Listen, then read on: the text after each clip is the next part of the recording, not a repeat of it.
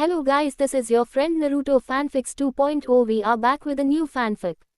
Which is what if Naruto was banished by his family and became legendary part 1. And if you enjoyed this fanfic then please press the like button and subscribe to my channel for more fanfic like this. And now let's start the fanfic. The Hidden Leaf Village is a beautiful place. Hashirama Senju, the first Hokage, picked out the location along with his best friend Madara Uchiha. Together they established the strongest of the elemental nations and paved the way for the rest of the world to follow. Here we find ourselves, overlooking the village hidden in the leaves from atop the very same mountain Madara Uchiha and Hashirama Senju once stood. Of course, there have been some changes made to the surrounding landscape. Now, down below, rather than a lush green forest, there is a populous and thriving village. Shinobi and civilians interacting and living their lives. The village was always a happy place. Today marks the 5 years anniversary of the defeat of the nine-tailed fox at the hands of the 4th Hokage, Minato Namikaze and his triplets. With the help of his wife, Kushina Uzumaki, the 3rd Hokage, Hiruzen Sarutobi, and 2 of the 3 legendary Sannin, Tsunade Senju and Jiraiya the Toad Sage, Minato Namikaze was able to split the nine tails into 3 separate containers. 1. His eldest daughter Mito, who was a carbon copy of her mother, his youngest daughter Narumi that had his hair and blue eyes, and the other in his youngest son Menma. Menma had a similar body structure to Minato, but Menma got his crimson hair and violet eyes he got from his mother. From the top of the Hokage monument you can see them walking through the streets to their favorite restaurant Ichiraku Ramen. Along the way, the villagers are all smiling at the sight of Minato, 26, and Kushina, also 26, parading through the busy streets with the prince and princesses of the leaf. Mito, Narumi, and Menma are celebrating their 5th birthday with some lunch at their favorite restaurant before they get ready for their birthday party. Each year they are showered with gifts from council and clan heads alike. This year they were excited because they would be starting training. They expected to get all of the best shinobi weapons and attire from their godparents, Tsunade and Jiraiya, and the other clan heads. But they had no idea what their parents were going to get them. They had tried to find out only to be told, "It's a secret, but you're gonna love it." Whatever it was, both parents seemed to be excited about it. This feeling of joy and excitement rubbed off on everybody. Whenever the 10th of October rolls around, the entire village just seems happier. Well, all except for one. Atop the Hokage monument, on the head of Tobirama Senju, we find Naruto Namikaze, the eldest child of Minato and Kushina Namikaze and heir to the Namikaze Uzumaki clan. Naruto had spent the day all alone, just like he spends any other day. His parents always ignored him for his younger siblings and the rest of the village seemed to follow. Today is his 6th birthday, but he was the only one who knew it. Every year he would wonder if his parents would remember. He wanted nothing more than to celebrate with his family and just have someone to be around, someone who loved him. While Minato and Kushina never directly tried to hurt him, he was always treated as an annoyance. He was constantly seen as inferior to his siblings and he couldn't understand why. Naruto learned a lot about himself on his 5th birthday, none of it was shared. Flashback. 1 year ago. Naruto was excited. He couldn't sleep all night because he was so excited for today. The day he turned 5. This wasn't just your normal birthday, no. Clan heirs are typically trained from the age of 5 on through their time at the academy so they can graduate at the top of Th. Heir classes. Naruto had noticed that his parents never seemed to have an interest in him for as long as he could remember, but this would be the year he changed that. This year he would work hard and show that he will be the best clan heir you could ask for. Naruto ran downstairs to see his parents decorating the house with "Happy Birthday" signs. Naruto couldn't help but crack a 100-watt smile at his parents who were just noticing him. "Oh, I knew you guys would remember," said Naruto, tears forming in his eyes from the sheer happiness that was flooding his system. Kushina and Minato exchanged a quick glance before looking at their son with a confused expression. Kushina spoke up first. "Of course we wouldn't forget your brothers and sisters' birthday." She came across as offended at the fact that her son believed she would forget such an important day. Naruto's eyes widened, horror and sadness quickly replacing happiness. What do you mean, brother's and sister's birthday? Naruto choked out, holding back tears at this point. Minato was very confused now. First his son comes down, happy as can be, then Kushina talks about how they are prepping for the triplets' birthday and now he is on the verge of tears. It was at that moment Naruto knew, he was really nothing to them. His birthday, the one day a year that he was supposed to be happy, and his parents didn't even bother to remember it. The tears were flowing freely now as Naruto ran back upstairs and slammed the door. He couldn't believe what was happening. His parents forgot about his birthday. For as long as he could remember, he hadn't had a birthday party or been involved in the party with his siblings. But this year was worse. He knew deep down he shouldn't have gotten his hopes up, but couldn't help but get excited about being a part of his family. He didn't want extravagant presents like the triplets would always get. He didn't want big parties and hordes of guests. All Naruto wanted was to be accepted by his family, and they basically told him he was insignificant. Naruto cried for hours, no one ever coming to check on him. He heard when his siblings woke up and went downstairs to see their living room covered in decorations. The sound of laughter and happiness was like a knife to his heart. It only got worse at the party. Everybody treated Naruto like he didn't exist. He was treated like a bother, and when the occasional visitor talked to him, it was always about his siblings. What's it like being related to the prince and princess of the leaf? Or, how are Lord Menma, Lady Narumi, and Lady Mito today? Or the one that crushed his spirits like a nut in a nutcracker. I didn't even know Lady Mito, Lady Narumi and Lord Menma had a sibling. Quote, after realizing that no one would miss him if he left, he wandered into his parents' library. On the table, he saw a couple books laying out titled Introduction to Chakra Control, Beginner's Chakra Theory, and My Training Regimen.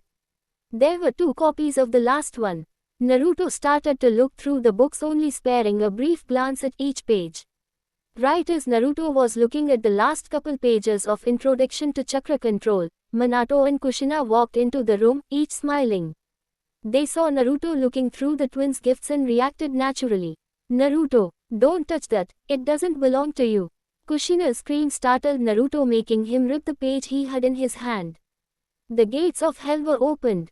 Both Kushina and Minato started yelling at Naruto so loud the party downstairs stopped. Everyone present bore witness to one of the harshest verbal lashings ever given to anyone, let alone a 5-year-old. They accused Naruto of being jealous, a brat, just being an all-around bother to them. Naruto couldn't look at them. He stared at the floor and cried. As the lashing intensified, Naruto could barely maintain his composure. He was muffling his sobs when his mom grabbed him by the face. Lowering herself to his level, she continued. What the hell are you crying for? You break your siblings' present and now you think you can get off if you just cry. Get out of my sight. I don't want to see you for the rest of the night. Kushina hollered, inches away from Naruto's face. Naruto dragged himself out of the library into his room. He didn't sleep that night.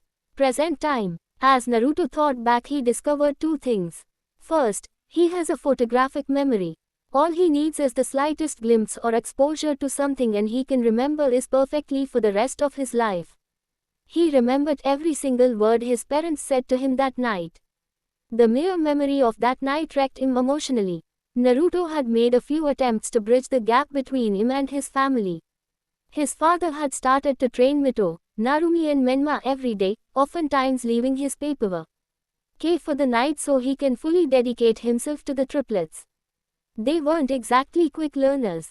Minato was considered a prodigy and Kushina was one of the hardest workers on the face of the planet, so naturally they were able to rise through the ranks and become the 2 strongest ninja in Hidden Leaf. They were also determined to make Mito, Narumi, and Menma as strong as possible, for the fate of the world rested on their shoulders. Naruto remembered hearing about some prophecy pertaining to the triplets, but little did he know that was the reason he was pushed aside. Flashback 1 week after the Nine-Tails attack. Are you absolutely sure, Jiraiya? Asked a troubled Minato, sparing a worried glance at his wife. Jiraiya had just rushed back from an emergency summons to Mt. Myoboku. The Toad Sage had important news he needed to share with Minato immediately. Jiraiya had received a prophecy from the toads about Manato's and Kushina's children. According to the elder toad's foresight, a child of the yellow flash and crimson death would use powers never seen before to bring the world into an era of either peace or chaos. Immediately Jiraiya believed it to be either Mito, Narumi, or Menma, since they would be trained in how to harness the power of the nine tails. The only previous container, Mito Uzumaki, yes, in the story, Kushina was never the Jinchuriki of the nine tails, hence she survived the attack on the leaf, had never been able to do much more than suppress the beast. The fact that the power was split up into two containers would make the chakra usable, and maybe the triplets would one day master their power. Jiraiya had believed completely forgot the eldest child of the Namika's Uzumaki family. There isn't a doubt in my mind. One of the triplets will be the child of prophecy. We need to do all we can to put them down the path of peace and not chaos. That means they need 100% of our attention. Kakashi, Tsunade, the two of you and I will have to do everything in our power. Make the village see them as saviors and not monsters. Train them to fight so they can handle the hardships they are destined to face, and above all else keep them happy. We can't afford to have the child of prophecy fall into darkness. Jiraiya said with unwavering conviction.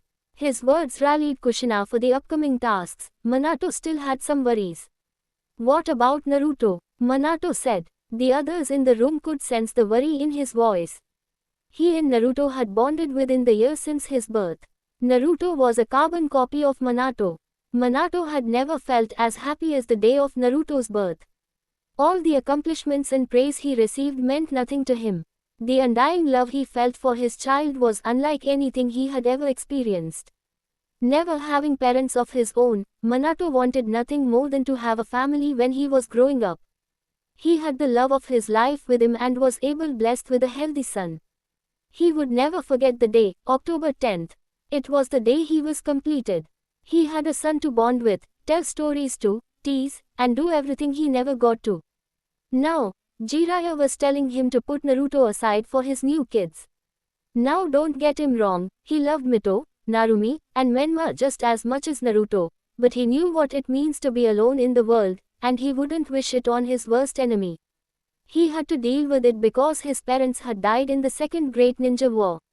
The day of their funeral, a 5-year-old Minato vowed that he would become strong enough to defend those close to him. He would protect his family and never abandon them to the cruel shinobi world they lived in. Looking at Jiraiya as if daring him to say the wrong thing, Minato awaited an answer. Kushina beat Jiraiya to the punch. Hell no. We are not going to abandon him. He is as much our child as Mito, Narumi, and Menma. We just need to focus on the triplets a bit more. Quote. Flashback end. Hokage office. A bit more. Minato thought to himself as he signed off on his and Kushina's gift to the triplets. Minato deeply regretted not shooting down that prophecy nonsense as soon as Jiraiya brought it up. Every time he saw Naruto his heart broke a little. His eldest seemed to be completely broken. Minato would often catch Naruto watching the triplets interact with his family and friends. His eyes full of remorse and longing. The Namika's name carries merit and power all around the world.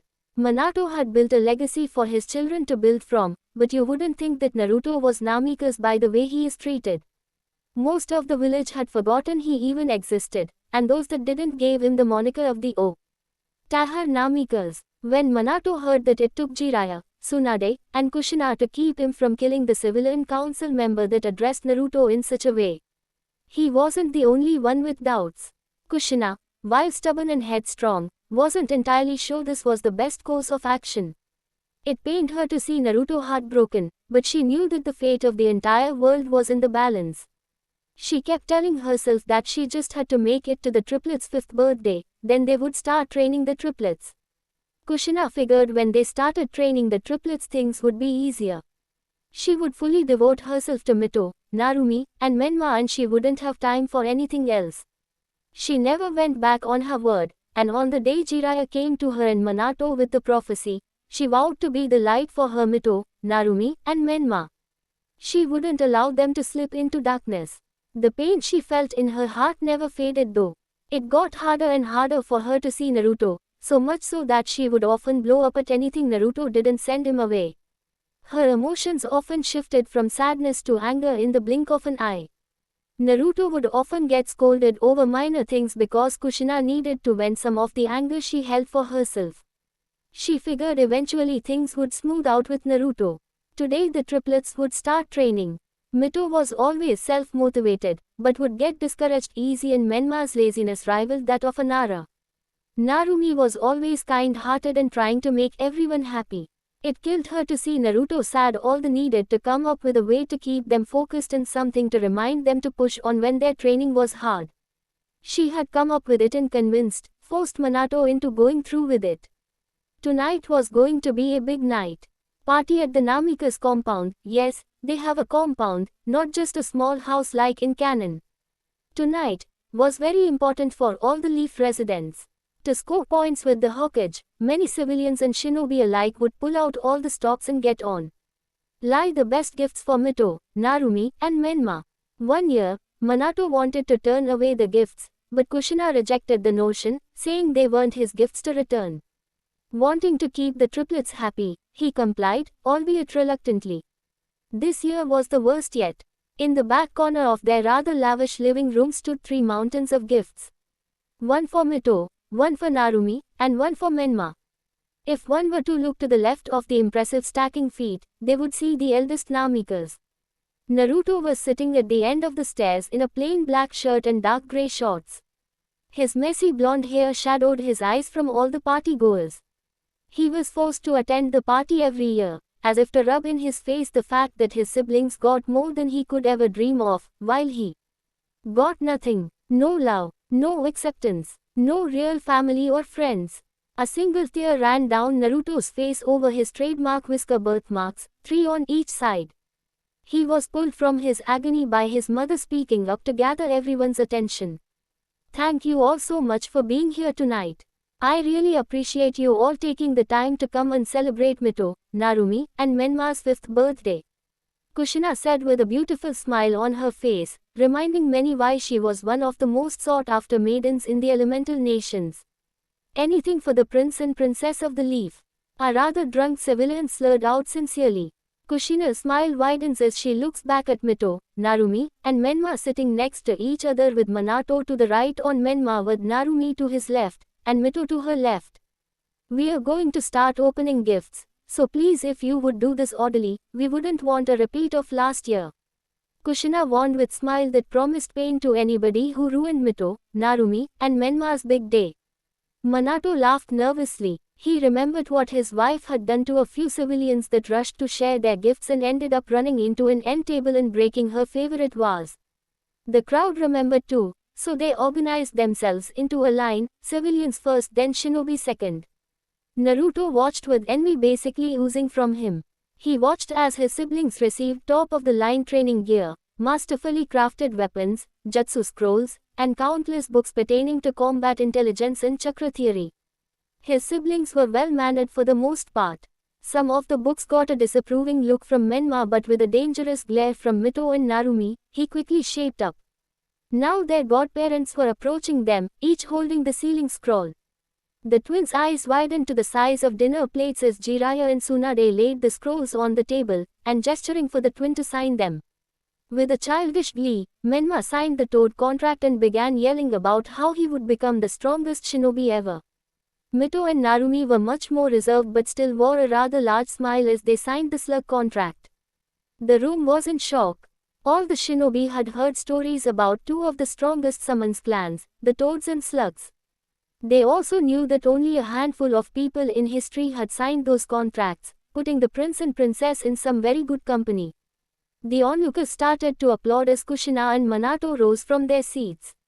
As they were walking to the front of their children, Naruto noticed that his father was holding something in his hand that had the official seal of the Hokage on it. A little curious, Naruto rose and inched his way through the crowd until he was directly behind his parents. When he got there, he could clearly hear something that would change his life forever. Minato quieted the crowd and noticed his eldest had made his way to the front row. A moment of eye contact with Naruto made Minato consider scrapping this entire idea. He wasn't sure he could this to him in the first place, but to do it at a time like this, in front of all the important figures in the village. That would make things immensely harder. Minto thought that maybe, by some chance, this whole ordeal would go over Naruto's head. He was still a child after all. Stealing his resolve, Minato decided to continue. I would like to thank you all for the gifts, and on behalf of my entire family, I hope you enjoyed the night and we can celebrate like this many more times in the future. Minato cracked a charismatic smile that was reciprocated by the entire crowd. For some reason, Naruto got the feeling that something terrible was about to happen. Looking around, he didn't see anything out of place around the room, so he decided to curb his thoughts and return his attention to his at her. We just have one last gift to give to Mito, Narumi, and Menma tonight. Naruto narrowed his eyes, the foreboding feeling returning, but this time much, much stronger than before. As the fourth Hokage of the village hidden in the leaves, I, Minato Namikaze, name Mito Namikaze Uzumaki the heir of the Uzumaki clan, Narumi Namikaze Uzumaki the heir of the Namikaze clan, and will personally be training Menma so he can one day take my place as Hokage. The crowd reactions were mixed. The overwhelming majority erupted into a craze of cheers and clapping. Some even went as far as to whistle and scream like they were celebrating a victory in the Chunin exams. A select few knew what this meant. Shukaku Nara, the Nara clan head, and his son Shikimaru stared in disbelief. They knew Naruto and even kind of liked the boy. He was kind and warm-hearted to everybody, but his eyes held a sadness that is indescribable. They didn't really know what caused the sadness, but now they got their answer. A couple in the crowd looked on stoically. Hiyashi Hyuga and Fugaku Uchiha seemed indifferent towards the news. Behind Minato, Jiraiya and Tsunade were hugging and congratulating Menma and Mito respectively. Both children were the happiest they had ever been in their life. Menma was shedding tears of joy while he buried himself into Jiraiya's chest, laughing and smiling the entire time. Mito was uncharacteristically expressive too. She was smiling and openly laughing with Tsunade, going as far as to jump off her chair and into Tsunade's waiting arms. Narumi ran and gave her father the biggest hug imaginable. The celebrations were cut short when there was a sudden explosion of chakra in front of them. All eyes widened at the display of power and jaws became acquainted with the flow when they saw who was emitting this suffocating presence.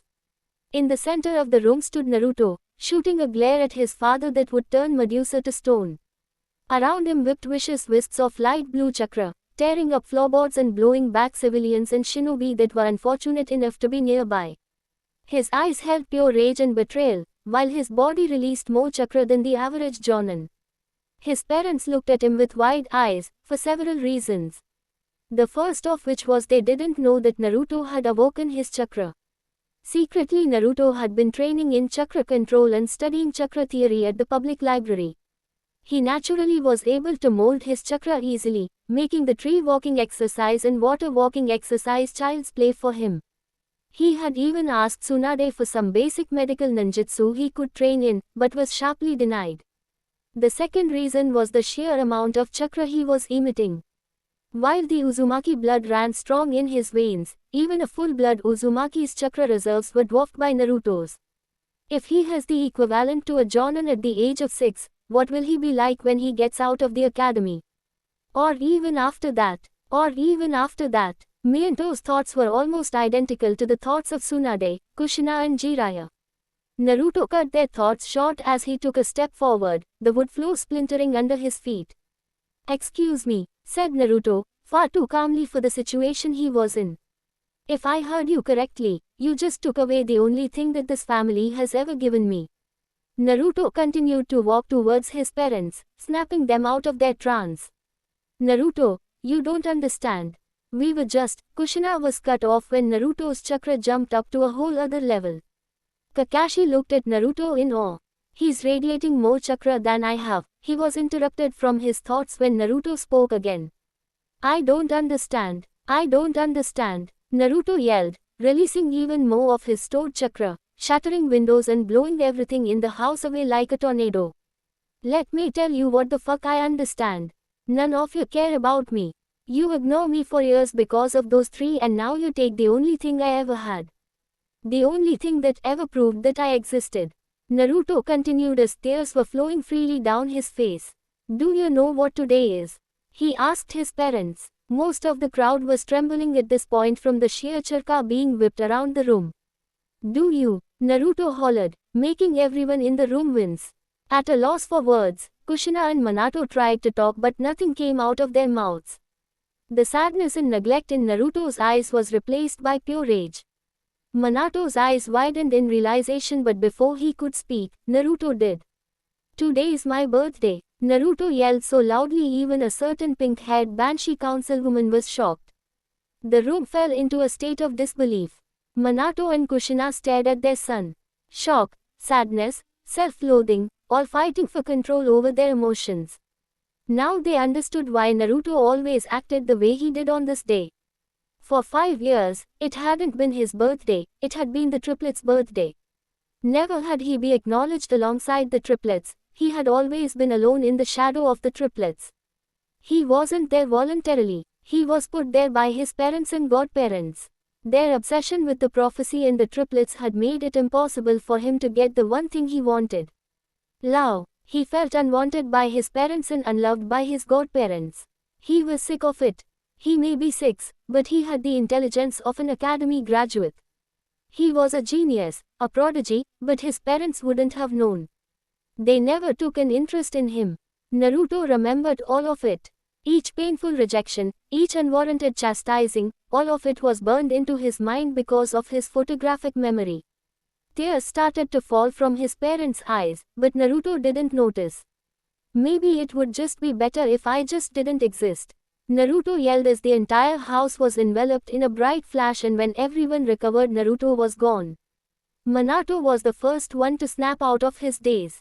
"Ambu!" he yelled uncharacteristically loud. In the blink of an eye there were 4 masked figures in generic Ambu garb kneeling in front of him. "Find him! Please find my son!" As soon as Minato finished, the Ambu dispersed, mobilizing 4 battalions of Ambu and other shinobi to find the eldest Namikas. Minato turned to his family to see a troubling sight. Instead of the happy laughing children he has seen moments ago, Mito, Narumi, and Menma were trembling and being comforted by the 2 sinning. Then he looked to the left and saw his wife. She was a combination of sad and enraged. She was in a heap on the floor crying, rethinking everything they had done to this point. Minato could only hope that his Ambu found Naruto before he did anything to harm himself. Top of the Hokage monument. A very drained and pissed off Naruto laid flat on top of the second Hokage's stone face. His emotions were a hurricane of sadness, rage, and disappointment. He had trained himself into the ground for the past year to try and impress his parents. He just wanted to be accepted by his parents and godparents, so he trained. Every waking moment was dedicated to bettering himself and further enhancing his natural abilities. This wasn't how he wanted to reveal them. He just wanted his family to be happy for him. He just wanted them to be proud of him, not treat him like a nuisance. Naruto cried quietly to himself, looking off the edge and considering jumping. He was interrupted by a ruffling in the bushes behind him. He expected it to be one of his father's Ambu, but was surprised when instead he came face to face with a particularly unique character. In front of him stood an 18-year-old who looked like he was in his early 20s. He had shaggy brown hair that sat in a sort of organized chaos on top of his head. He stood just shy of 6 feet, and wore black sweatpants that covered his legs completely. Instead of the usual shinobi sandals Naruto had grown accustomed to, the stranger wore jet black combat boots to match his sweat pants. His torso was covered with a dark grey muscle shirt. Black straps could be seen wrapped around his body, supporting the sheath for 2 9-inch black-bladed bowie knives. The stranger was spinning one in his hand like it was second nature. The knife whipped around his hand in a blur, but looked completely natural. The hilts were a vibrant gold, while the handle was covered in black leather. The knives were placed parallel to his spine and on either side. His build was on the larger side. His chest and stomach was out in the open, covered only by his skin-tight muscle shirt. The shirt did little to veil his battle-hardened body.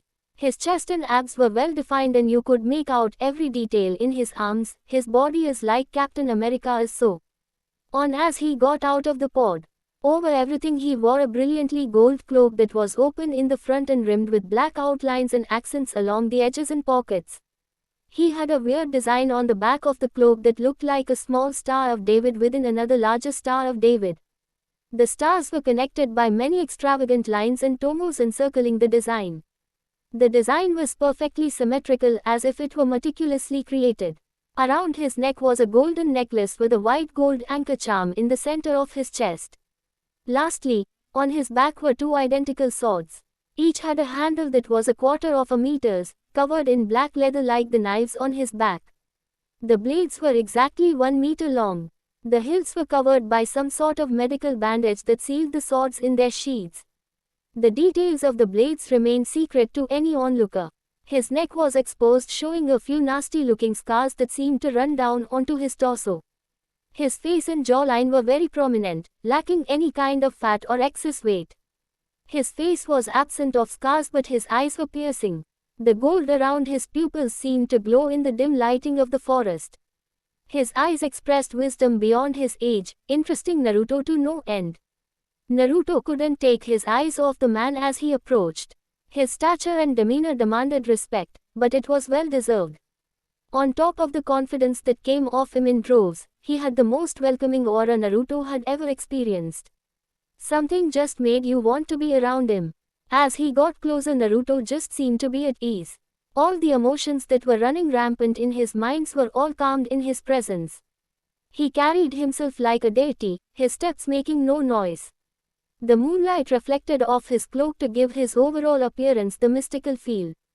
"You know, I've thought about it too," the mysterious stranger said as he took a seat next to the still standing Naruto. He continued with his gaze fixed on something in the distance. "How easy it would be to just end things now. Nobody would miss me. All the pain I feel would finally end. I wouldn't be alone anymore." Naruto noticed his neighbor's eyes changed from welcoming and comforting to extreme sadness. "What did you have to go through to carry that much sadness?" "It turns out somebody else had different plans," the man said with a slight chuckle as he took the knife in his right hand, rolled up his left sleeve to his elbow, and cut his left wrist all the way down his veins. As blood started to pour out, Naruto began to panic. In a shaken hurry, Naruto grabbed his arm and tried to apply pressure to the wound. As he pushed down, he felt something shifting under his hand.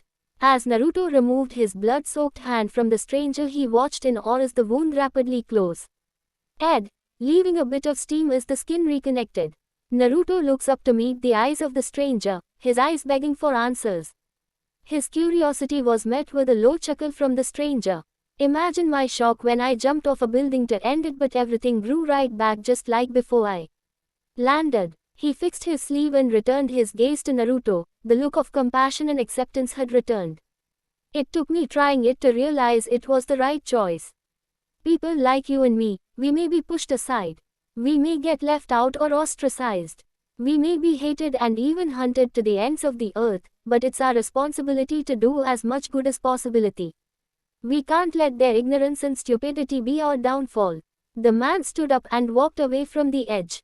Once he was about 10 feet from the edge, he extended his right hand and opened his palm. In a flash of brilliant rainbow-colored flame, the same flames as the dragons in Avatar, The Last Airbender, a 2-meter golden staff appeared in his hand.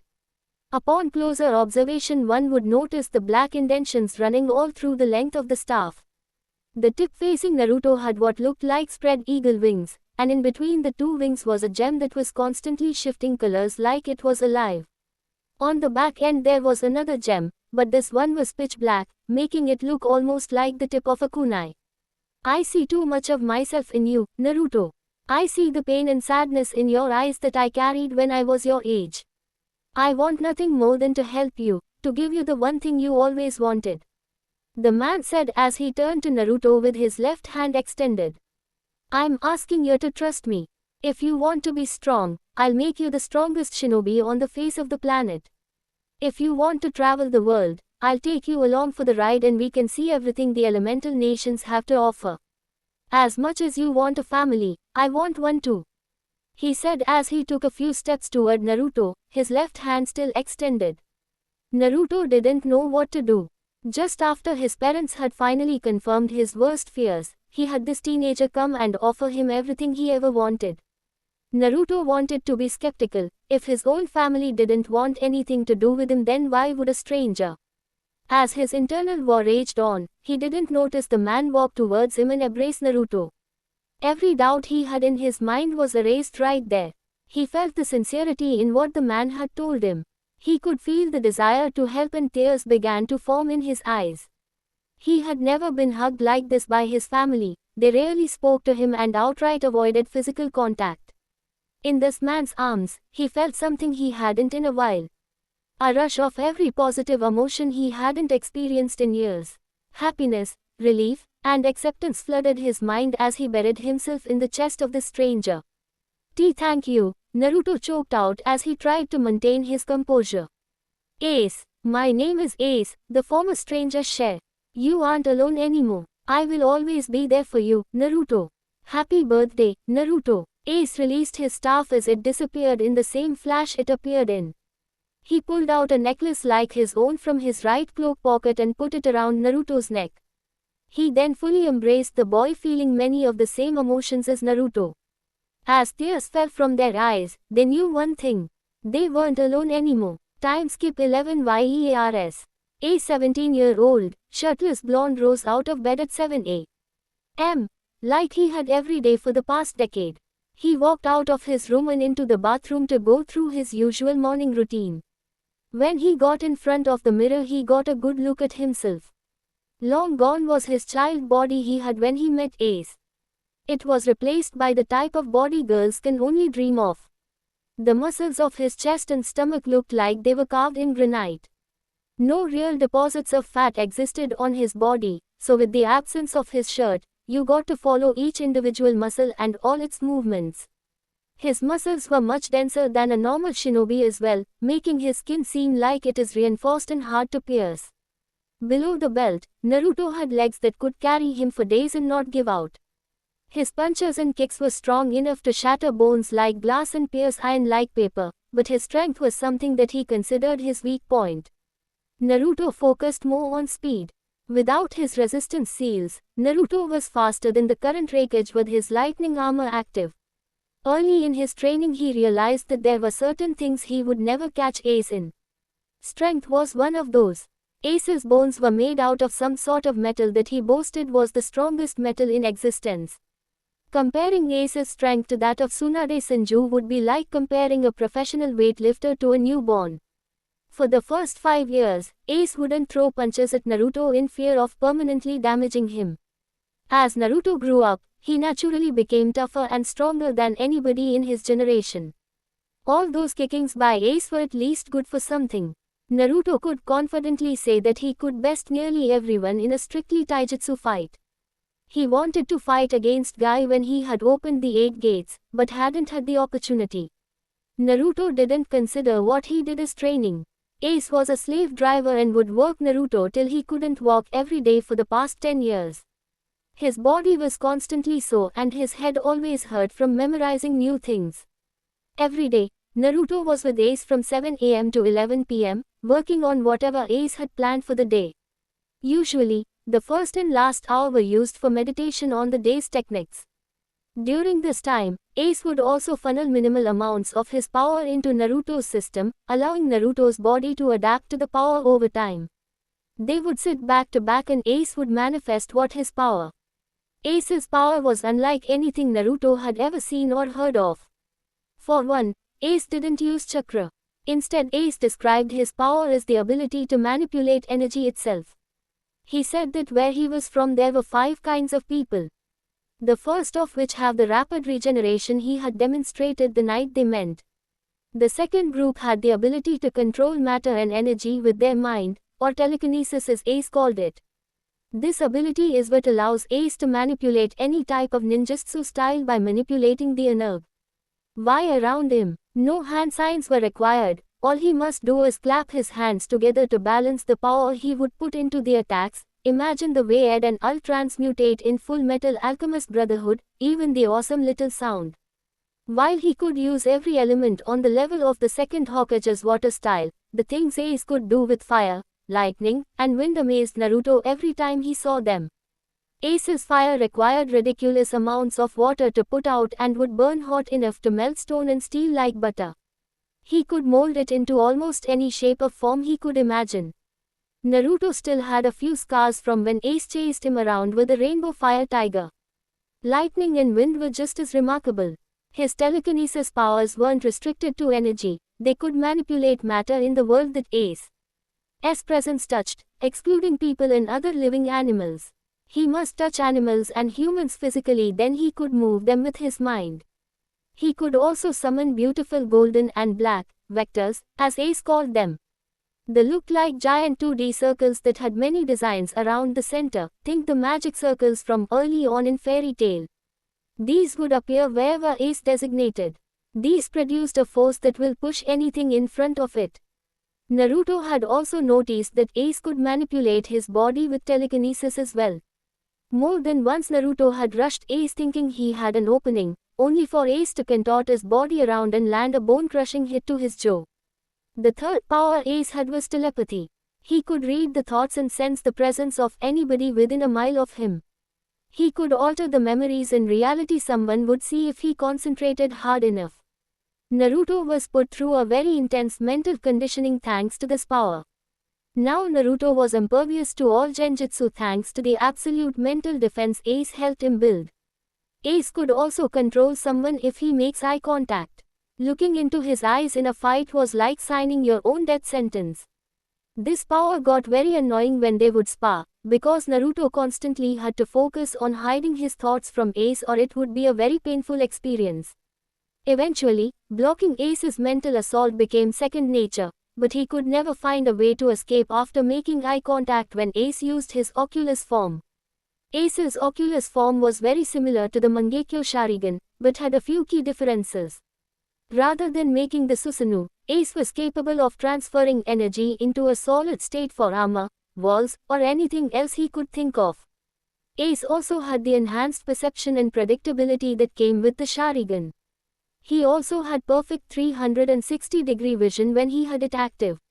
The design was the same as the symbol on Ace's back, which made sense to Naruto. Ace never told Naruto how he got those eyes, but Naruto didn't press the issue. Telepathy was the power Ace used the least because he didn't want to intrude on a person's privacy. He had developed a way to shut it off like a light switch and would leave it off for a majority of the time. His last power was Naruto's favorite. Ace had the power to teleport anywhere he had in his memory or could see. Like Naruto, Ace had a photographic memory, making it easy for him to travel great distances and an absolute pain in the to fight against. Whenever Ace would teleport, it sounded like he was ripping his very existence from the earth and forcing it somewhere else. It is the sound of a Sonido from Bleach. Ace always said that this was his favorite power. He could teleport himself, things he was touching, or things he had marked by placing his palm on them. The mark was the same one as his cloak. Ace's teleportation was the fastest thing Naruto had ever seen. Even his father's flying thunder god technique took a fraction of a second to travel to the seal. You couldn't predict where Ace would appear because he didn't rely on seals. Naruto would always love and hate this ability. It took 5 years for Naruto to unlock these abilities. Each one came in his time of need. He discovered the regeneration first when Ace punched him in the stomach for the first time. His insides were reduced to confetti, but he felt a heat all over his body, then the pain started to fade. He watched with a combination of horror and awe as he watched his abdomen piece itself back together. While he still had to deal with the pain of his injuries, but from the loss of limbs to the removal of vital organs, Naruto always could regenerate. Ace warned him that he had to protect his spine, because that is where the basis for the regenerative power manifests. Naruto was happy to know his weakness and had already come up with a few ways to protect it. After repetitive regeneration, Naruto's bones also became much denser than they previously were. His bones were similar in strength to steel, but would still shatter like a vase if he took a direct hit from Ace. Naruto had discovered telekinesis when he was attempting to combine elements. Naruto's natural elements were wind and fire, which he mastered within the first 3 years of training with Ace. His mastery over fire was just like Madara Uchiha's, and his mastery in wind allowed him to fly and manipulate air around him in ways few had ever been able to do. He was trying to recreate the first Hokage's wood. Progress was slow until he asked Ace for help at the age of 14. Ace had explained the concepts of energy manipulation for Naruto and walked him through combing two different types of energy Toge. Tahar. When it was all said and done, Naruto was confident that the first would be proud of his skills in the wood style. On top of the wood style, Naruto also learned how to use the Scotch style and ice style. He only learned these because of the attacks Ace could create and use against him. While not really interested at first, Naruto fell in love with these three styles. They were all very useful and only limited by the imagination of the user. Naruto had discovered his telepathy when he was trying to block one of Ace's mental assaults. He ended up turning the table on Ace and saw some of his memories. What he saw scarred him. He was scared to go and poke around in other people's minds now, so he followed what Ace did and used his telepath. High for fights only. He was never able to unlock the control power that Ace had, but he was glad about that. A power like that would be too tempting to use, and Naruto didn't trust himself with something like that. Funny enough, Naruto had discovered his last power, teleportation, mid. While Naruto's base speed may surpass the Raikage, when Ace put effort into his teleportation style martial arts, Naruto looked like he was standing still. He was desperate to escape a situation in which Ace was repeatedly flicking him in the forehead. And for those that don't know, even Naruto's denser bones were cracked by flicks when Ace tried. Naruto loved everything about teleporting. Ace had helped him work it into different fighting styles, but Naruto was limited to places he could see or had placed his mark on. His mark was a simple chibi Naruto with a thumb up and his tongue sticking out. Ace and Naruto found it amusing. Ace had also taken full advantage of Naruto's photographic memory and taught him a lifetime's worth of martial arts skills in a decade. No matter the opponent, Naruto now had a style he could use to counter them. When you add in his teleportation and telekinesis enhancement potentials, the potential was staggering. Naruto noted many times how much stronger his punches and kicks were when he used telekinesis enhanced his muscles and bones before he struck. Hand-to-hand wasn't the only thing he trained over the years. For Naruto's 7th birthday, Ace made him two bowie knives that were just a few inches smaller than his own, standing at 6 feet 3/4 of an inch as opposed to Ace's 9-inch knives. That year they spent countless hours working on techniques and ways to incorporate the blades into his fighting style. Ace used them for quick and or quiet kills. He also used these instead of kunai because he could just teleport them back to him or pull them back with his telekinesis. Naruto used them in a very similar fashion, just didn't really like to throw them because he was usually fast enough to close the gap and wouldn't even have to bother throwing the knives. He knew Ace had specifically crafted all his weapons, so wasn't going to change much from how Ace used them. For his 8th birthday, Ace made Naruto a staff like his own. It was the exact same in everything except for weight and the gems on the staff. While Ace's gems were rainbow color on top and jet black on bottom, Naruto's top gem was gold but his bottom gem was black like Ace's. Ace's staff also weighed somewhere around 250 pounds, Naruto's was at a solid 75 pounds. The staff was Naruto's personal favorite. Everything about it just came naturally to him. He could even annoy Ace in a strictly bio staff fight. Ace showed him how to augment his staff techniques with minor telekinesis usage here and there. Naruto could summon and dispel his staff much like Ace, but he liked to carry it with him whenever his hands weren't full. On his 9th birthday, he received the last of Ace's weapon set, the twin blades on Ace's back. Once again Naruto's blades were shorter, by about 1/4 meter this time. They fit him perfectly. He loved everything about them, and while they were made of the same metal as Ace's, Naruto figured out that each of the weapons Ace made were from metal he had gathered from cutting off limbs and harvesting the bone. Naruto was a bit weirded out at first, but when he confronted Ace about it, Ace said that he trusted Naruto with the strongest substance in existence and wanted to give him only the best equipment to use. He said the only two with blades made from that metal were him and Naruto now. Ace was unrivaled in combat. Nobody would ever be able to stand up to him in a fist fight. He had mastered countless styles and shared many of them with Naruto, but Naruto knew he stood no chance against Ace in a Tej Utsu fight. The second thing Ace was godlike at was his Kenjutsu. Ace described the swords as being their own person. He talked about earning the trust of the blades, but Naruto just thought he was a bit crazy. Well, at least he did until Ace unsheathed his blades for the first time. Ace had taken Naruto to a mountain range in the middle of Iron Country. When he took his swords out of their covers, he sliced straight through the largest mountain in the range. The cut was perfect, clean and unlike anything in recorded history. He proceeded to show him the higher level techniques he had created, which involved channeling his own energy, not chakra, into the blade and releasing it as a slash-shaped projectile. The energy would either strengthen the blade or cut through anything in its path. Naruto had to regrow more than a few limbs when he was learning to use and block this technique. Naruto grasped the concepts of Kenjutsu very easily and was even able to pick up intermediate techniques and styles in 3 months. He spent the remainder of his time studying high-level techniques and incorporating his own personal touches to each style.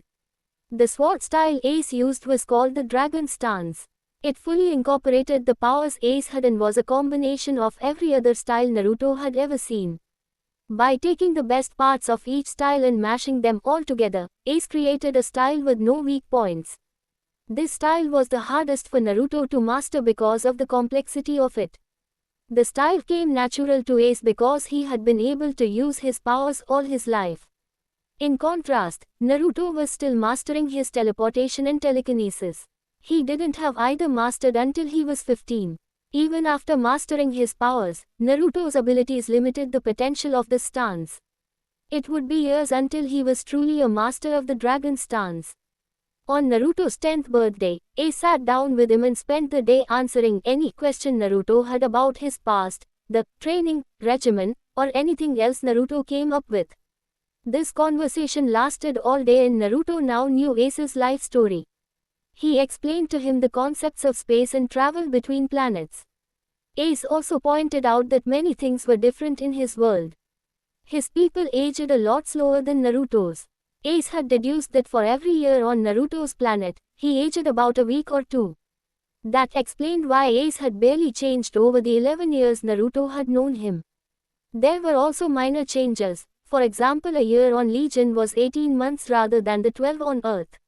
Naruto was amazed by the technology Ace explained.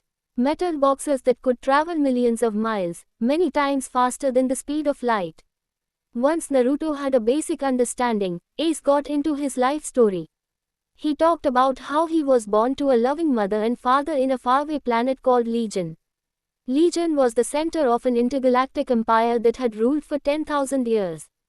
There had been 3 previous empires: the originals, predecessors, and transcendentals.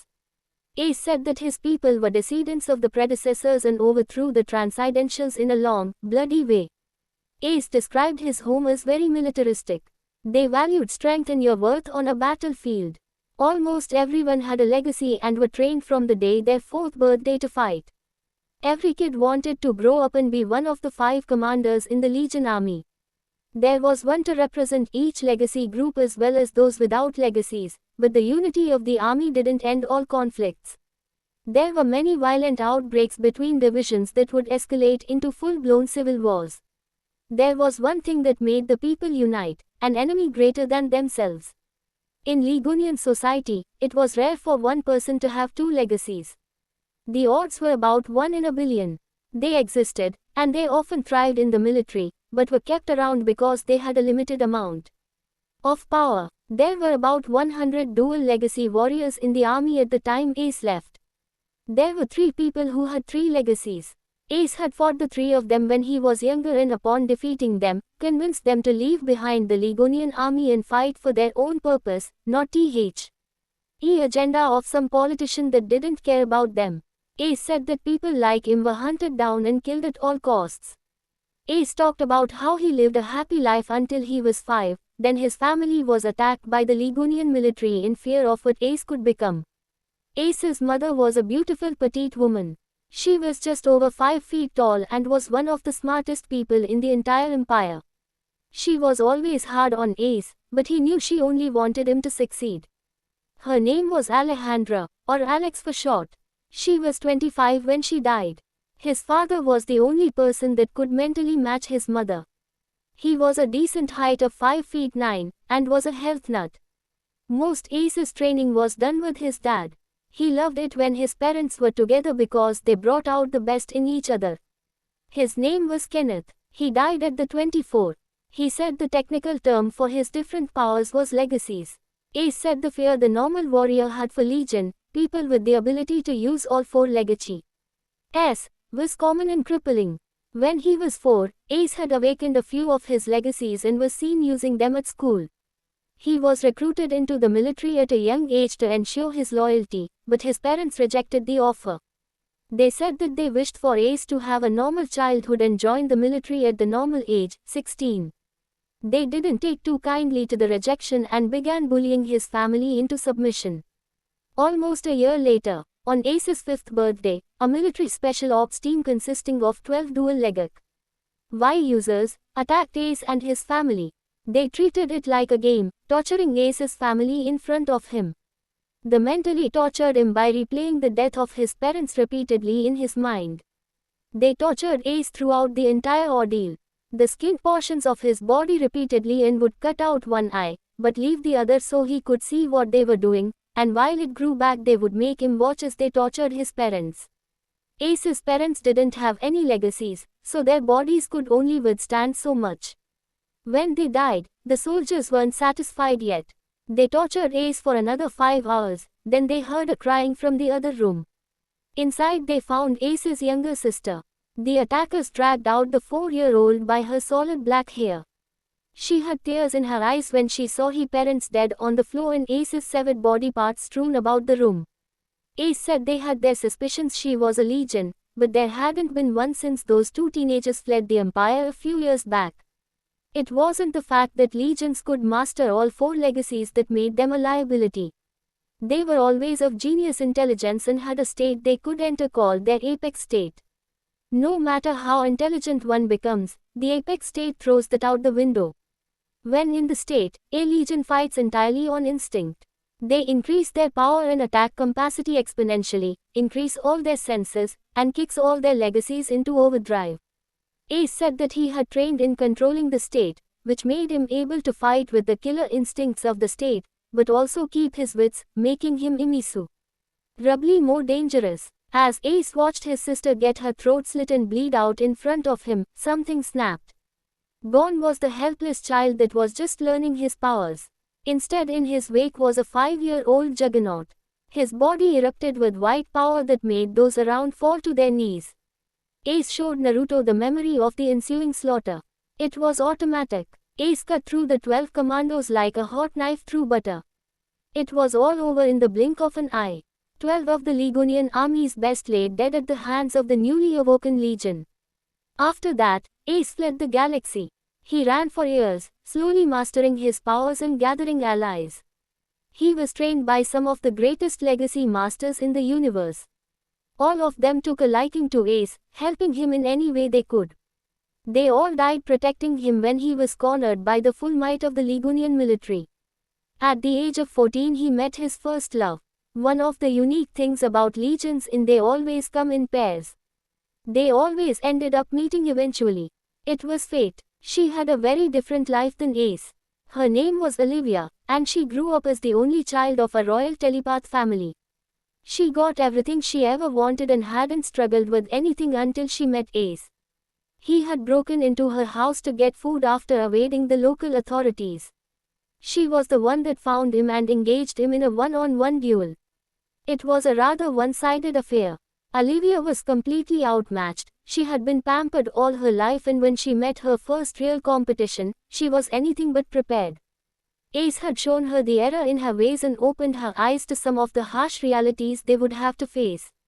While they had the same base abilities, Ace had far surpassed her. She knew that they would also have to stick together to survive. Her family couldn't hide her powers forever. In a knee-jerk decision, she chose to accompany him when he left. She kept in touch with her family, but her life would never be the same. Ace told his story with so much compassion. It scared Naruto how quickly Ace's eyes went from love to absolute sorrow. Naruto didn't push the topic after that. He figured something happened that led to her absence. Whether it was a death or betrayal, Naruto felt like it was a story for another time. From that day on, Naruto felt much closer to Ace. He would confide in Ace and ask for advice with everything. Ace became more than just a friend to Naruto. He became a brother, someone so close, so trustworthy that Naruto had finally found the one thing he always wanted. He finally had a family. On his 12th birthday, Naruto got his first major test. Flashback: Naruto's 12th birthday. Naruto got up a little early this morning, taking a trip down the mountain to a local market to pick up some food for them. When Naruto appeared in the center of the training room, arms full of grocery bags, he was instantly ensnared in chains, restricting all movement. The chains were split between gold and black and looked indestructible. Initially he believed that his mother had found him after all these years. He knew that his father had sent out search parties to find him, but Ace was used to evading people that were much better tracker than the Ambu. They traveled around the elemental nations, meeting people, learning about the world, and making memories that neither of them would forget. From time to time, Naruto would think about his old family. He wondered if they missed him at all. He hadn't seen them since they took away his position as heir to his clan. Naruto didn't regret his choice in leaving. He wished he had met Ace sooner. The thought of his parents and godparents still angered Naruto. He would have to return one day, but for the time being, he was going to stay with Ace and get strong enough to protect those he cares about. Scene change. Hidden Leaf Village. Things changed the night Naruto left. His family became very polarized. Narumi and Minato felt like they should be doing everything they could to find Naruto, while Kushina felt betrayed by Naruto leaving them. She knew he didn't have the easiest of lives, but for him to abandon his village and his family was against the Uzumaki way. She would rip him a new one when they found him. After 5 years, the search for Naruto started to take a backseat to their other responsibilities. The only one that thought of Naruto every day was Narumi. She always prayed to Kami, asking her to return Naruto to them. She wanted to fix the problems with their family, but Naruto left before she could even get the ball rolling. Mito and Menma seemed to hate Naruto for leaving. They never really understood why their parents always kept them separated, but they remember Naruto always trying to see them and be nice to them. Mito tried as hard as she could to forget the good times with Naruto, but she couldn't help but feel empty when she thought about how sad Naruto looked at her 5th birthday party. That wasn't the face she saw. She always saw the happy, goofy older brother that would cheer her up and shower her in love. She would frequently cry at the memory of Naruto, but would never tell a soul. Menma was different from his sisters. He took Naruto's departure so personally that he developed a hatred for his brother. One day his parents found him burning all the pictures of Naruto and everything Naruto left behind, with tears streaming down his face. His parents tried to get him to talk about his feelings, but Menma closed himself off. He was determined to get stronger. He would find his brother and make the fool regret being born. The Namika's Uzumaki children never wanted to celebrate their birthday anymore. They usually spent the day alone, training or reflecting on themselves. Their eyes had been opened the day Naruto left. They had a new motivation. They were going to find their brother and bring him back, one was or another. Flashback within a flashback: Minato's home office, 1 year before Naruto's departure. Minato was at a particularly low point now. In front of him was Jiraiya ranting about how the Toad Sage had changed his prediction. Minato, we have to do something. The sage is telling us specifically so we can make sure that we prevent anything bad from happening. The prophecy changed her. The child of the Yellow Flash and Crimson Death, the child shrouded in darkness, will use powers never seen before to mold the world how they see fit. We can't allow Mito, Narumi, or Menma to be shrouded in darkness. I don't care what we have to do at this point, the state priority. Jiraiya was worried. The term, shrouded in darkness, was never used in a good way. He had already talked to Tsunade about making Mito, Narumi, and Menma their only focus. She didn't object. She had gotten very close with Mito and Narumi. Tsunade always wanted a daughter, and Mito and Narumi were as close to one as she would get. She was also fond of Menma because of how much he reminded her of Nawaki, her little brother. Menma was always yelling about how he would be the best Hokage ever and make his parents proud. She couldn't help but like the kid and have the desire to keep him and his sisters safe. Kushina and Minato were torn between what they believed was the fate of the world and their own family. They knew that if they went through with Jiraya's plan, it was likely Naruto would cut ties with them. It pained them to see their son alone, only making it worse when he would inquire about his treatment. Minato always tried to let him down easily. His mother and godparents were rather blunt. Kushina hated herself for putting her son through this, but at the end of the day, if she had to forsake one person to save the world, she knew she had to do it. It would be selfish and irresponsible for her not to do everything she could to ensure the peace her, Minato, Jiraiya and Tsunade have always wanted. She put all her hope into explaining it to Naruto one day. She knew that her son would understand and not hold any hostilities towards her and would even agree with her methods, or so she thought. Tsunade never was fond of Naruto. She wasn't around for the first year he was alive, arriving just a week before the Nine Tails attacked the village to help with Kushina's delivery. She just never got close to him, nor did she really try. She of course was busy, but would put time aside for Mito, Narumi, and Menma. When she looked at Mito, she saw her surrogate daughter Kushina, and when she looked at Menma, she instantly saw Nawaki. Narumi was so kind and gentle, she would instantly melt away Tsunade's hard exterior. The joy that swept through her when she was with the triplets was exactly what she always wanted. Naruto was never given the same privilege. She just never really was interested in him. She couldn't explain why, but she had brushed him off for years.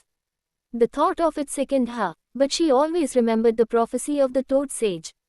The day of Nawaki's death, she vowed that she would put an end to the senseless violence of the shinobi world. She now had her chance to mold the ones that could bring about the long sought-after peace. She wouldn't waste this opportunity. Jiraiya was upset. No, he was livid. He never had a family, being a war orphan. His first friends were Tsunade and Orochimaru, and there was a time where he would do anything for them. When Orochimaru betrayed the village, Jiraiya took it personally. He failed to save his friend. He failed to protect the village. He became the one thing he hated most, a failure. When he got the summons from the Toad Sage and heard the prophecy, his life was given a new purpose. He had always wanted to bring about peace to the world so nobody ever had to go through what he did. He may have failed in the past, but this was something he could not mess up. The fact that those he chose to involve didn't seem as committed to ensuring a lasting peace angered him to no end. He was done keeping his thoughts to himself. You are being irrational. Your entire family has the burden to carry, being the family of the Hokage. Mito, Narumi, and Menma upheld their duty the day they were born. They saved the entire goddamn village, for fuck's sake. Every word he spoke was true. Minato looked up to see his sensei with his palms at the other end of his desk, looking directly at Minato. Naruto has nothing to do with this. His burden to carry is nothing compared to that of the triplets. It is your job to do your part. The entire world relies on one of the triplets. We can't allow one kid to be the downfall of the entire world. He has no part in this and should be treated as such. He is nothing. Jiraiya's last words echoed for some time. Nobody really noticed how long they stood in silence, but the silence was interrupted by a calm Jiraiya. You must understand, the world is in our hands. We can't put ourselves over the fate of our world. I'm sorry, but I won't forsake the world for one brat. Jiraiya then turned to leave the room but was stopped by Minato calling out to him. I understand, Sensei. We know what must be done. I just hope Naruto will forgive us when the time comes, he added in his head. As they filed out of the office, they didn't realize a small blonde boy sitting behind one of the open double doors. I am nothing, Naruto mumbled over and over again as tears fell silently down his face. Flashback end. Scene change. Naruto and Ace's home, Land of Iron. Naruto grit his teeth just thinking about his family again. He knew that when it was time for him to become a shinobi, he would have to return home, but he hated the idea of it. It made him feel sick with anger. He had made a promise to Ace that he would give his family a chance when the time came, but Naruto knew he would have little patience for them. Naruto was interrupted from his musings when he heard Ace say something. What? I didn't hear you, Naruto responded, trying to find his brother figure. Ace slowly made his way out of the shadows and walked towards Naruto, who was still chained in the center of the room. Ace was wearing a different cloak today. Rather than his usual divine, bold cloak, he now wore a cloak of similar design, except the color scheme was swapped. The vast majority of the cloak was black, with white trimmings, symbol, and accents. That wasn't the most startling thing though. When Naruto met Ace's eyes, he felt a chill run down his spine. He no longer had the warm golden eyes Naruto had gotten used to. Instead, his eyes were replaced with his oculus form. I said happy birthday, Naruto. His voice sounded slightly on edge, which made Naruto tense. Is there any reason as to why you have me chained? Don't tell me you have some sort of bondage kink, Ace, Naruto said with a mischievous grin. Ace, caught off guard by the joke, erupted into a fit of laughter. They both laughed for about 15 seconds before Ace gathered himself. Naruto, usually I give you some sort of weapon for your birthday present, Ace said in the tone Naruto was used to, smooth and comforting. Well, up until now, you have only had access to half of your true power. For your birthday present, I am going to unlock the second half of your power. Naruto's face lit up. He had been training his off for the past years in order to get strong. He wanted to be able to protect those precious to him, which for the moment was only Ace. He hoped to find a nice girl later in life and start a family, but it was hard for him to make friends. He spent a majority of his time training with Ace, but would also go and mingle with the citizens they came across during their travels. He would oftentimes hear stories about the prince and princesses of the Leaf. He would hear the rumors about him. I heard he attacked his family on his sibling's birthday. Quote, I wonder what the Hokage would do to that little monster. He's not a monster. He's just the failure of the Leaf. He is the disappointment. He will never be anything else. Naruto knew exactly where these names came from. All those years ago, when his family stripped him of his birthright in front of all the important villager and shinobi, it was the same as saying that he wasn't worthy of carrying on their family name. If his own parents didn't see him as good enough, how could he expect the simple-minded villagers to see him any differently? He was always insulted as a kid, mainly by Sakura Haruno and Kiba Inuzuka. Sometimes Menma would also jump in. Naruto planned on returning to the Leaf the year his siblings would be graduating, and he would hope that he wasn't placed on a team with anyone that he couldn't stand. When it came to Menma, he idolized Jiraiya. He loved everything about him, even started to take after his perverted tendencies. He started to copy Jiraiya, including how he treated Naruto. To put it simply, it was antagonistic. Jiraiya saw Naruto as the reason Minato and Kushina might forsake the world. He would snap at him, yell at him, send him away, and even go as far as to insult Naruto. He always heard from Jiraiya that it would be hard to put Naruto aside, but that he had to do it, for the sake of the world. Menma took those words to heart. Nobody knew the truth. They didn't know that at the age of 10, Naruto could take on any jonin in the village. They were too blind, they were foolish, and they deserved to pay. For some reason, when he was at his lowest points, he would hear a voice in his head telling him to kill them all. The voice's favorite line was, "They don't deserve your mercy." To an extent, Naruto agreed with the voice. While he knew that eventually he would be able to fight and defeat his parents and godparents, but the voice seemed to strengthen Naruto. It made him feel like he could fight the Sinning, Yellow Flash, and Red Death. Ace would oftentimes calm him down, but the voice never went away entirely. It's been harder to control your emotions, recently hasn't it? Ace asked, as if he were reading Naruto's mind. The look on Naruto's face told Ace all he needed to know. Let me tell you a little about the half of your power that is still sealed. Ace pulled his hand from his side and a portion of the stone floor shifted upwards, allowing Ace to sit casually on it. Much like Chakra has a yin and yang, your power has a light and a dark. Ace then started to release his power, a golden and black aura. The ground around Ace shattered at the slightest release of his power. Naruto was always amazed at the density of Ace's power. Ace made the air feel like it became a solid object whenever he released his power. Naruto was glad that the chains were holding him up, because if they weren't, just standing would have been taxing. The gold in my power is the light side. It is what I have been training you to use. This energy focuses on the happy emotions you feel and naturally limits you because of that. The gold energy is called aura. The black energy consists of all the negative emotions and memories I hold. The black energy is called killing intent. Ki is much harder to use, because in order to master it, you have to accept all of the bad things that have happened to you over the years. This power is only obtainable to the highest caliber Legion. Ace stopped channeling his aura ki but continued to restrain Naruto. He pulled up a chair next to Naruto. Ace rose from his seat and put his hand on top of Naruto's head. I think you are ready to conquer these demons.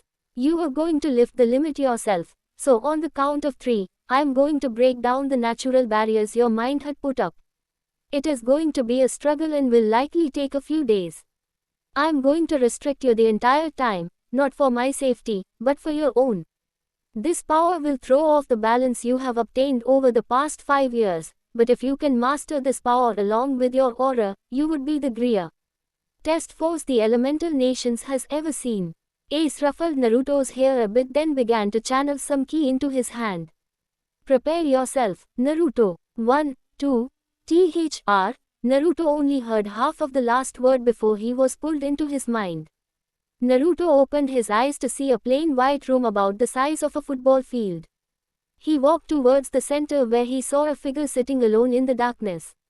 The only source of light in the room was what seemed like a lone spotlight that was directly above Naruto. He approached the figure and was shocked when he got a good look at the figure. The figure was an exact replica of him with a few key changes. For one, the figure's eyes were solid black, jet black hair, and weird black markings running up and down his body, like Akam's during her fight with Esthia. In Akam ga Kill. The figure wore a simple black shirt and white shorts, like Kaneki when he fought Jason in Tokyo Ghoul. He looked up and made eye contact with Naruto.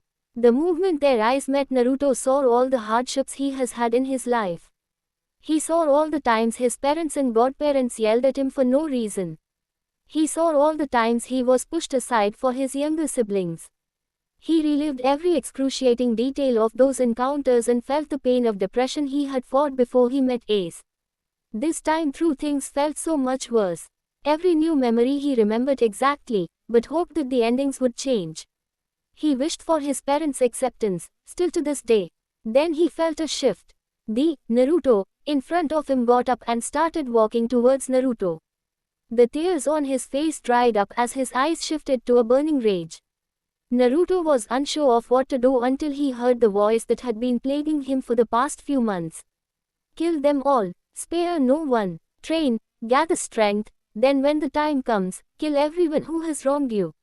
The voice was so sinister that it would make a cage break into a cold sweat. But to Naruto it seemed welcoming. The voice made Naruto feel a sense of purpose unlike anything he had previously experienced. He understood the figure in front of him.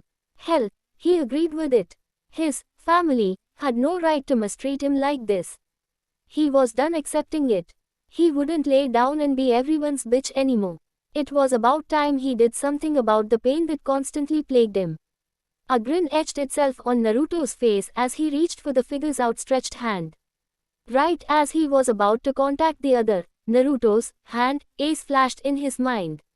Not just Ace, but all the time they had spent together. The times Ace would crack jokes and they would laugh until their stomachs hurt. The times Ace listened to Naruto and comforted him. The times Naruto cried into Ace's chest after he was reminded of how little his family cared about him.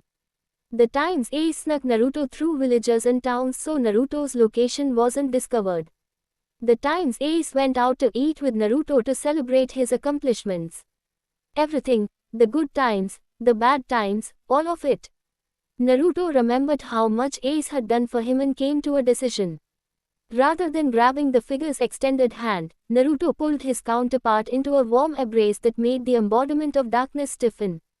Naruto then spoke, instantly feeling himself calm down.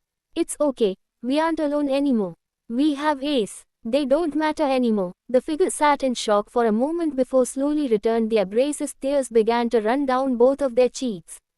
We can dislike them, we can even hate them, something Ace used to say echoed in his head, the RST type of violence is unnecessary violence. We don't need them to be happy. At this point, both the figure and Naruto were beginning to fade. They then began to merge into one as Naruto's vision went black. When he awoke, he was lying flat on his back on a small bed, with a wet towel on his head. Naruto tried to stand up, but as he rose from the bed his legs gave out from under him. Ace appeared out of nowhere and caught him before he became acquainted with the stone floor. Naruto looked up and saw Ace had a massive smile on his face. You did it, Naruto. You have accepted your demons, but didn't let them devour you. You will now be able to train and utilize some your ki without losing control. Eventually you will be able to utilize it completely, but it will take years for you to master ki.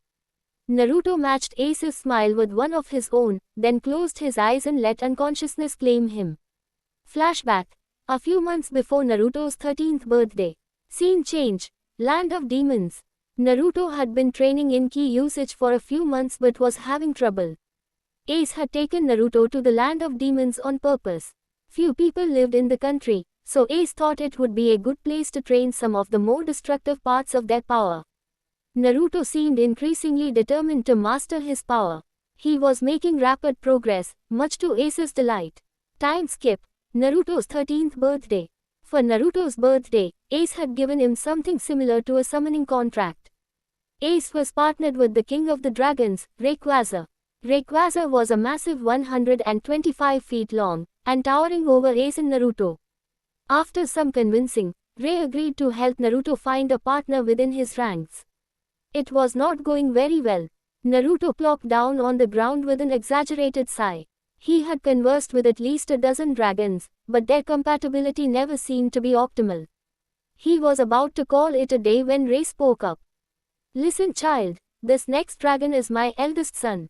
His name is Drogon, yes, the one from Game of Thrones. He has never been the kindest creature, but he is extremely powerful and loyal. Just be wary, his respect is not easy to gain, King Ray warned the blonde. In a flash of white-hot fire, a giant black-orange dragon appeared in front of Naruto. The figure was easily bigger than the chief toad Gamabunta. On his hind legs, Drogon stood about 90 feet tall and his scale was sharp like blades. Around his head were long protruding spikes that were each about a foot long. His presence was crushing, taking Naruto a few moments to adjust. Drogon looked around and then he saw Ace. Ah, Ace, did you finally decide to ditch the old geezer and partner with someone from the next generation? I've been waiting for you to call me, you know. You are the only human that has ever bested me in a fight, Drogon said as he aimed a cheeky grin at Ace. His father, the Golden Green King, was about to retort when Ace beat him to it. My memory must be failing me, but the last time you Ray fought, I could have sworn you only lasted 5 minutes, Ace grinned as he acted like he was trying to remember something. His grin grew when he heard a low growl coming from Drogon. Ray cleared his voice, gathering everyone's attention. Actually, Drogon, I called you here to see if you would like to partner with Ace's apprentice. Drogon looked genuinely interested now. Anybody that his father and Ace approved of must truly be a force to be reckoned with. Drogon looked around to find the apprentice his father spoke of, but only found a small child staring back at him. This little shit is really your apprentice, Ace? Drogon questioned with unmasked confusion. Yes, I actually consider him a little brother more than I do an apprentice. I can tell you're not impressed, but I would like to inform you that Naruto, who turned 13 today, has already been training in ki usage for a year, Ace said with a sense of pride that was reserved strictly for himself and those close to him. Drogon's eyes widened a tad as he turned his gaze back to the blonde. He lowered his head until he was eye level with child, then a thought crossed his mind. Naruto, sensing something was wrong, calmed himself and started to prepare for whatever might happen next. As he expected, Drogon released a roar that shook the very earth to its core. He held his roar for about 10 seconds, then ended with a nice snap that was mere inches away from Naruto's face. Naruto, expecting some sort of test, didn't even flinch. He stared at the dragon in front of him and spoke nonchalantly. You apparently don't know much about dental hygiene. Drogon grinned in response and turned back to his father and Ace. I like him. Flashback end. Over the years, Drogon and Naruto grew very close. Ace had them train together frequently, which helped with their teamwork and allowed their friendship flourish.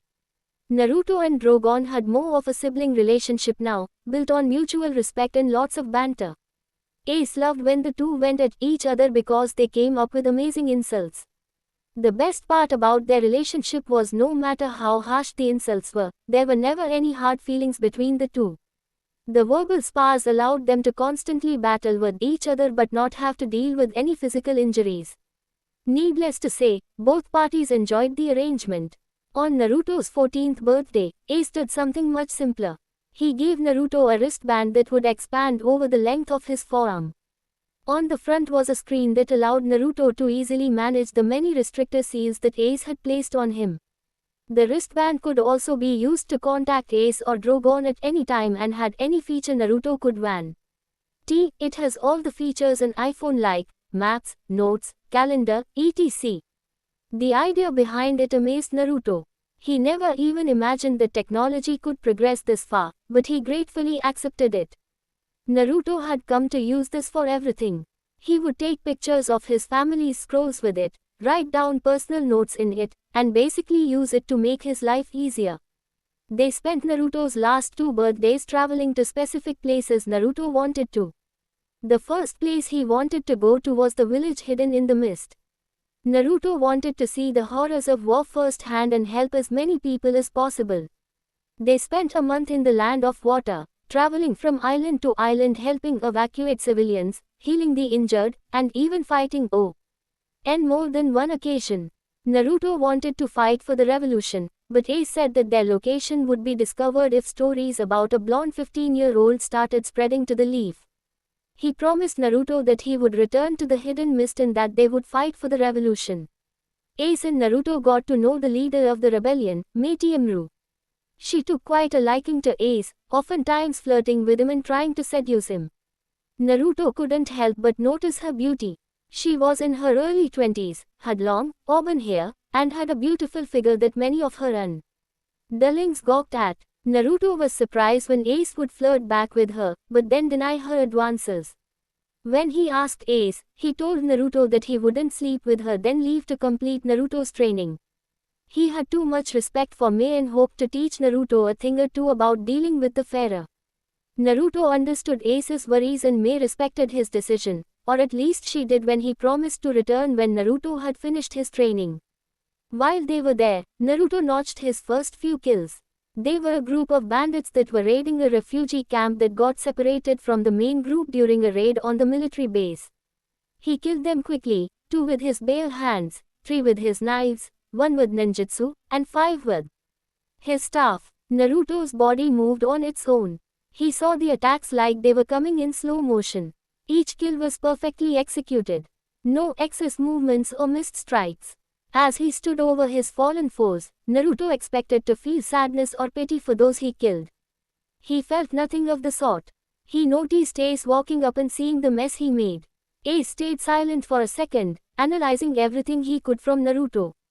Naruto took it as an invitation to speak. "I'm glad we came here. I needed to see this." Naruto's words were dead silent.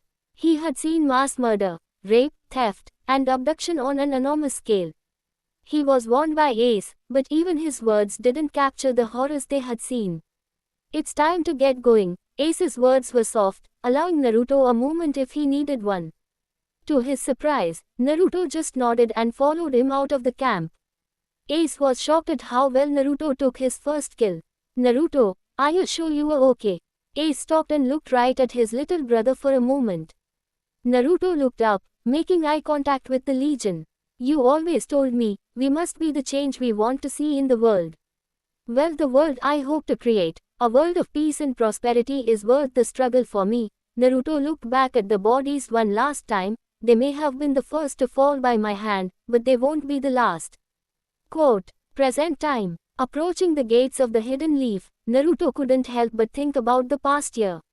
He spent the year traveling all over the Land of Fire, getting acquainted with people and studying the layout of the land.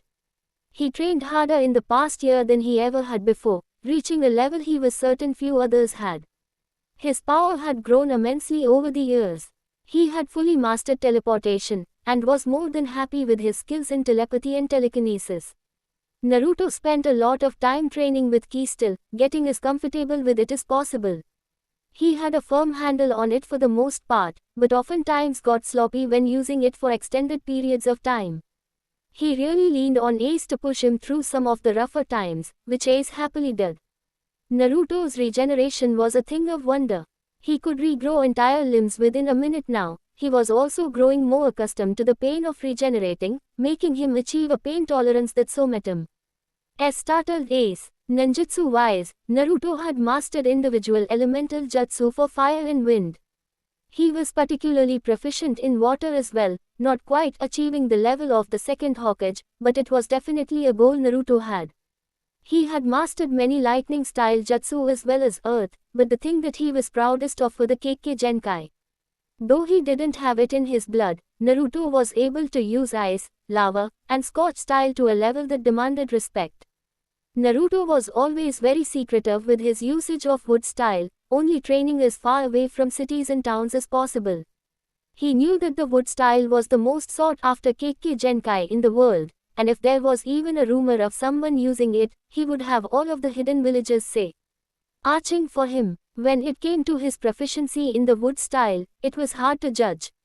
The reason the wood style was so powerful was for its ability to suppress and even tame the tailed beasts. Naruto hadn't gotten the opportunity to face a Jinchuriki yet, but even if his wood style wasn't a new GH, he was more than confident in his other abilities. Whenever he trained in the wood style, the destruction to his training ground was ridiculous, but that